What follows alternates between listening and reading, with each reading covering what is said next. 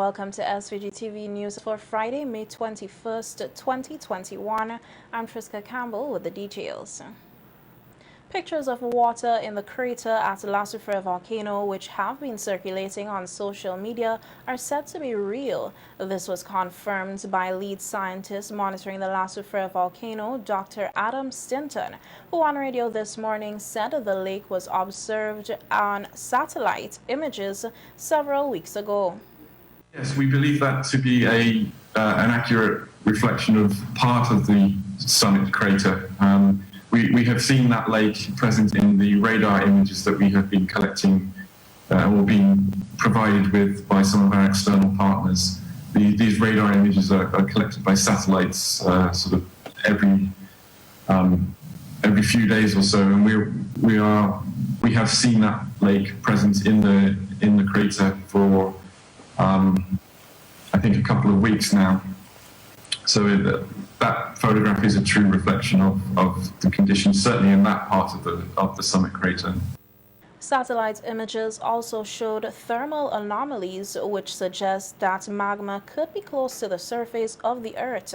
Dr. Stinton was asked whether magma and water could interact and still cause an explosion, which he said is possible.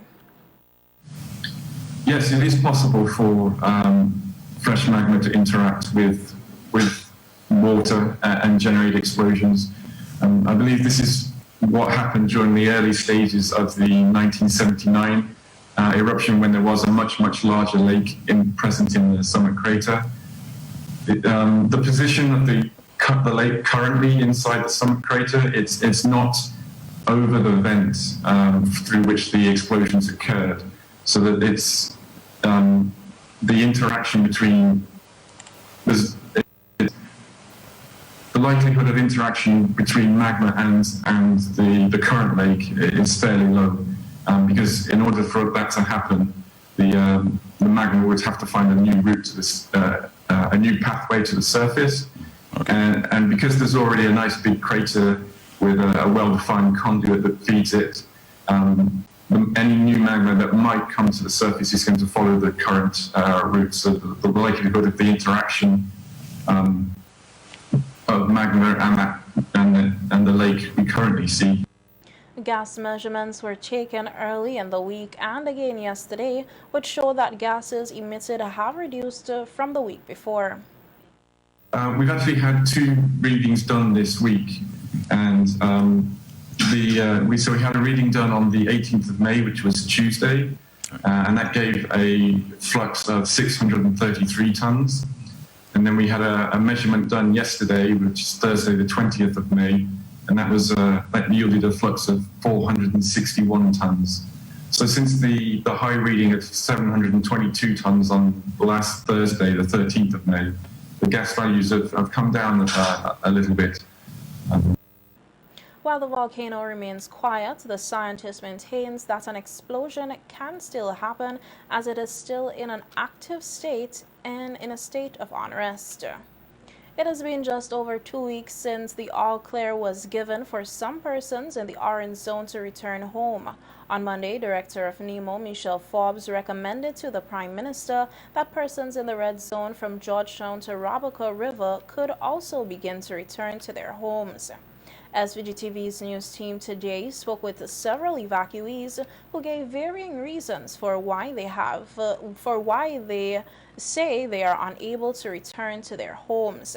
These include heavy ash, damage to their property, and bleak surroundings. One woman from the Fitzhughes area says while she is independent and prefers to be on her own, the scenes she saw when she went back to her village were jarring. I just don't want to go back down there because of the condition of down there. I am a farmer and also a shopkeeper. And when I go down there and to clean off my house roof, and I see the condition down there, it gave me no courage even want to go back down there for live. Almost everything done. All the tree, everything, all me agriculture produce gone. Me goat and them, me can't find them, me can't see them. I can't even lie down inside me house for a minute. if you see dust and ash, if you see the mountain down, they look like a ghost town. The river with all the ashes there and it barely running. That's not no living condition for human. Another male from the Dickson, Georgetown area says the eruption of La Soufriere has left him traumatized, and with the alert level still at orange, he is uneasy to return home. Soufriere erupted on the 9th April. I was in Dickson and I was like point blank with the experience, and I'm truly traumatized. I'm still traumatized at the moment. And I hear the saying about going back home, but going back home right now is kind of impossible for us because Professor Rabansu claimed that we're still under orange alert.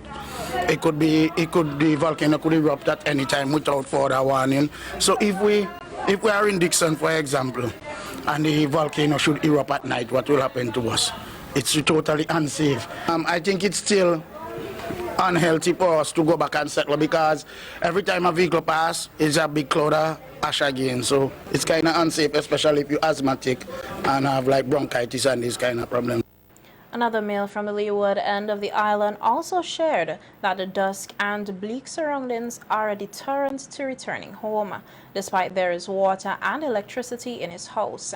He added that as a farmer, it is difficult to return to his livelihood as animals are ravaging what crops he has, and ash makes it difficult to plow the soil. And also because I have a bus down there, and Tanya, but the animal them now, I couldn't trust me. Very true, animal them. So you need to, so you see now if farmer them so tired animal now, and the farmer still go back a little food and things still back in the soil. Because they work them soil, you know, have got tractor, food, you know what I mean, spin them up back. Because you just can't go just and say, you go walk land. A big ashes are facing, you know. And when you walk in the ashes, they're like a plank of ashes, you understand? So you have to bust ashes first before you get to soil. And they're rough. And when it's so hot, you can't walk when it's so hot. Working condition and down there right now. Unless the government give work. And people can survive now. But you can't run go bush, go farming. Trust me. A woman from Georgetown shared that for her, she fears having to relocate if Soufriere erupts again. In addition to this, with the upcoming hurricane season and damage to her home, it is not feasible for her to go back. The disadvantages and the advantages of me going back in the red zone where the ashes and dust is affecting me, my kids, and my disabled mother. What if Soufriere is to blow again? My mother is in a wheelchair, can't move, so how am I supposed to prepare for that again? The hurricane season is about to come on, and next thing, the way I am living is next to a bank. There's a lot of refuge tree. The condition of my house right now is not safe. I have louvers and they're all gone. And the roof, well, my uncle cleaned off the roof and it have a little damages. When rain come, it's leaking. When the rain start coming, we will have to be moving from here, moving to there, and so forth. So I don't think we should be able to move as yet. There has been no official mandate given for residents in the red zone below the Rabaca River to return home as yet. Cleaning is also currently ongoing in Fitzhugh, and those individuals have not been given the all-clear to return as well. However, when the mandate does not come, residents are clearly showing no intentions to return to their communities in a hurry. In some COVID-19 news now, 8 new COVID-19 cases, 23 recoveries, 8 new positive cases were reported processed on Wednesday, May 19, 2021, resulting in a positivity rate of 6.3%. 23 new recoveries were noted over the reporting period. 141 cases are currently active and 12 persons with COVID-19 have died. 1,962 cases of COVID-19 and 1,809 recoveries have been recorded in St. Vincent and the Grenadines since March 2020. The national COVID-19 vaccination campaign has recommenced with several outdoor drives being carried out. The drive started on Monday in Kingston, and today the vaccination teams were at two locations, at the Leeward Bus Terminal and the Ministerial Building parking lot. Many persons turned up at the Ministerial Building parking lot to take the AstraZeneca vaccine. Senior nurse Arena Williams, who headed the vaccination drive, said that the majority of persons taking the vaccine were those taking the second dose. Well, normally in the mornings, people are here before work. Around 12 o'clock, it will get even more busy because persons have their lunch break, so they will get to come and get their second dose. Majority of the persons are persons who are here for the second dose, but in between we have a couple first dose. Our news team spoke with some of the persons who are now fully vaccinated, having taken the second dose. Minor symptoms, nausea, fever, headache, but it just lasted for like 2 days and it was mild. But I'm okay, I'm doing what needs to be done. We need to do it so that we can get back to normal, because I work as a tour guide. Even if I don't vaccinate, then I won't be able to work when the ships come. The first dose, there were no reactions. As a matter of fact, I thought I didn't get a vaccine. You know, there were no adverse reactions. You know, I felt fine, and I'm hoping that this one would go well, like the last one, that there would be no adverse reaction. And a vaccine would not kill you. Some people have this myth that, you know, you're going to die from vaccine or whatever. So, you know, these myths need to be dispelled, and persons need to get on board because the vaccine is free. Are we going to wait until the government say, okay, we're going to pay, you have to pay $500 to get a vaccine? The vaccine is free. Yeah, but I'm supposed to get it on the 24th, so the 24th is a holiday, so let me come today and see if I can get it. So they say all out to get it. I don't have to, but I take it. But I'm a steel bender, and I'm working now. I retired. I'm 67 years of age, so I retired from working. Some of the people them don't want to take it, some want to take it, some don't want to take it. But I could encourage them to take it. But when I take my first vote, the 13th of March, it was all right, and no problem. I really got no problem. The vaccination drives will continue tomorrow in front of the police headquarters and other new locations identified by the Ministry of Health in an attempt to get more people vaccinated. Senior Nurse Williams continued to encourage all citizens to get vaccinated. For today, we are here at Post Office parking lot and the Leeward Bus Terminal. Tomorrow, we will be in front barracks, the main police station, and Sunday we will be partnering with the cricket out at Annisville. As a healthcare worker, one of the reasons why I would encourage persons to get vaccinated is because it's one of the ways of beating the pandemic and for life as we know it to get back to some sort of normalcy. Meanwhile, St. Vincent and the Grenadines has donated 16,000 AstraZeneca vaccines to Trinidad and Tobago. They arrived in that country yesterday. Prime Minister Dr. Ralph Gonsalves had indicated prior that due to the reluctance of Vincentians to take the vaccine, he would not allow them to expire. The AstraZeneca vaccines expire in June month end. We hear more in this TTT News report. Trinidad and Tobago continues to benefit from additional donations of the COVID-19 vaccines, as St. Vincent and the Grenadines have donated a batch of the AstraZeneca vaccines to the country. Speaking at the post-cabinet media briefing on Thursday, Minister of Foreign and CARICOM Affairs, Dr. Amory Brown, announced that the Prime Minister of St. Vincent, Dr. Ralph Gonsalves, has given this country 16,000 vaccines. These vaccines will expire at the end of June, and the Ministry of Health has indicated that they would have sufficient time to ensure that they are fully and properly utilized for the benefit of the people of Trinidad and Tobago. While the vaccines will expire in June, he gave the assurance that there will be no wastage, as our local health officials will ensure that all are used. They've programmed the expiration dates of the various vaccines into their their vaccination rollout schedule, already including the currently considered donations, the ones that are coming in today and next week. Visits to inmates at Her Majesty's prisons in Kingstown and at Belial have resumed with immediate effect under new conditions with adherence of standard COVID-19 protocols.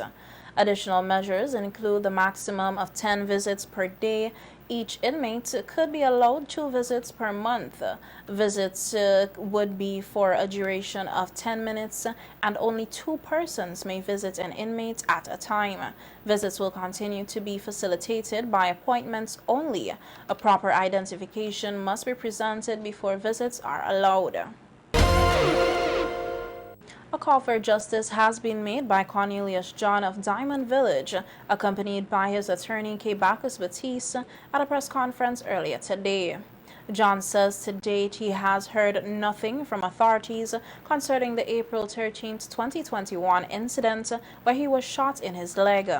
John alleges that 3 persons were present when he was shot in his leg, including Senator and Deputy Speaker of the House Ashel Morgan, Assistant Director of Public Relations Karen Nelson, and another person yet to be named. His claims were corroborated by his attorney K. Bacchus Batiste, who noted that a letter was sent to Commissioner of Police Colin John, Prime Minister of SVG and Minister of National Security Dr. Ralph Gonsalves, and the Director of Public Prosecution Sajila McDowell in relation to the matter. Bacchus Batiste said today there has been no response, even to acknowledge receipt of the letter. Bacchus outlined several issues she raised in the letter as she sought to find out why no charges have yet been made against anyone. 1. Why after 3 long weeks no one has been even detained or arrested? 2. When will the 3 perpetrators be charged? 3. Have the firearms been seized from Mrs. Morgan and Mr. Nelson and the 3rd assailant? Who is the 3rd assailant? Is he a policeman? When will the police interview the 2 witnesses who are under your purview, and in particular the eyewitness? Who summoned the police who appeared on the scene immediately after the shooting, and who took away the shell from the discharge gun, took photos, and marked the spot where the shell was found? Have you taken witness statements from those police, including Sergeant Prescott, who led the party? Bacchus Batiste said the commissioner needs to be impartial in dealing with the matter. She noted that her client denies the cross-complaint of assaulting Senator Morgan, Assistant DPP Nelson, or the 3rd unknown person. Bacchus Batiste also denied that her client was being abusive to his wife, which is being reported as a cause for the shooting incident. Bacchus Batiste said there is a witness who is willing to support her client's claims. He particularly denies committing any violence against his wife, causing the perpetrators to trespass on his property and attack him. You are urged not to permit any blatantly false allegations to delay the course of justice in this matter. I have already referred to the independent witness who supports my client's position in every material way and who resides next to my client. My client and I stand ready to answer any cross-complaint you may decide to bring, bearing in mind that a cross-complaint implies that you have also brought complaints against the real attackers. John also sought to correct claims that he has taken payments and canceled the case. Instead, he says it is important for the accused to be held accountable for their actions. He called on several organizations to stand in solidarity with him, as well as the people of St. Vincent and the Grenadines. Not taking any money from anyone to settle any matter. As far as I am concerned, this matter is not about me alone. It is about the citizens of St. Vincent and the Grenadines, law-abiding people who want to live in St. Vincent peacefully. I am appealing to the Commissioner of Police that justice can be solved, the Christian Council to look to see that justice will be solved, the Bar Association. I'm appealing to them that they should see that justice is solved in St. Vincent and the Grenadines. If we supposed to be a country of laws, who govern by law and order, and someone feel that they're above the law, they could shoot anybody and run around and get you free. I don't think, I will say God forbid, but I don't think it will be the end. It will be a continuation if they're allowed to go free. Evacuee noted that there have been several inconsistencies in her client's matter, including alleged concealment of the identity of the third person. She highlighted that in the event the Commissioner and DPP are unable to carry out their duties in dealing with the matter, it should be passed on to someone else to ensure justice is served. Evacuee also highlighted that a copy of her letter to the Commissioner was sent to the DPP to help increase traction in the matter. However, she said she has not received any acknowledgement and that alternative measures may have to be taken. She noted, however, that these steps can be costly and justice should not have to be pressured at the expense of her client. You see where we are going. If I cannot even get an answer to my letter, writing for a fiat, not that I wouldn't do it if it comes to that, but I'm not taking away the responsibility from them by putting it on my client's back, because it's very expensive to do a private criminal prosecution. It's expensive. So why should he have to pay a lawyer to bring a private criminal prosecution when we are paying the Commissioner of Police and the Director of Public Prosecutions to do that? That is their job. And so I'm not going to tell you that I'm going to do it yet. I want them to do their job. In any event, I'm going to have the hurdle of overcoming the DPP's consent or not. Of course, we can go to judicial review if she unreasonably withholds her consent, but again, that is at the expense of my client. And it is unfair that for something like this, he should have to pay a lawyer to get justice. Meanwhile, SVG-TV News spoke with Commissioner of Police Colin John yesterday in a telephone interview on the allegations against Senator Morgan, Assistant DPP, and the unknown third party. He says investigations are ongoing. The matter is still being investigated. Discussions was and will continue to be held with the Office of the DPP, and decision will be made. It has been 5 weeks since Cornelius John was shot at his home in Diamond.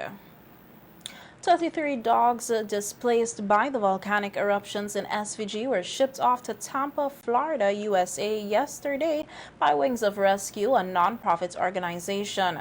The organization collaborated with the Vincentian Society for Prevention of Cruelty to Animals for the dogs to be airlined from the Argyle International Airport. The Wings of Rescue organization, in a Facebook post, stated that the animals arrived safely and are now at the Humane Society of Tampa Bay area, where the animals will be taken care of and hopefully adopted. The dogs have been deemed high risk and were evaluated on touchdown in Florida. The Wings of Rescue also donated more than 5,000 pounds of dog food and the veterinarian supplies to the VSPCA to assist dogs which have been going through a rough time since the eruption of Soufriere.